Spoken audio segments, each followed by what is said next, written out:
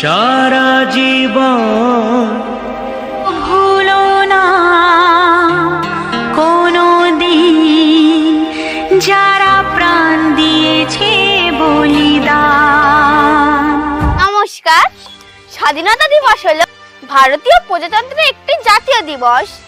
1947 সালের 15ই আগস্ট 1354 বঙ্গাব্দে 29শে শ্রাবণ শুক্রবার ভারত ব্রিটিশ রাজশক্তির শাসন কর্তৃত্ব থেকে মুক্ত হয়ে স্বাধীনতা অর্জন করেছে।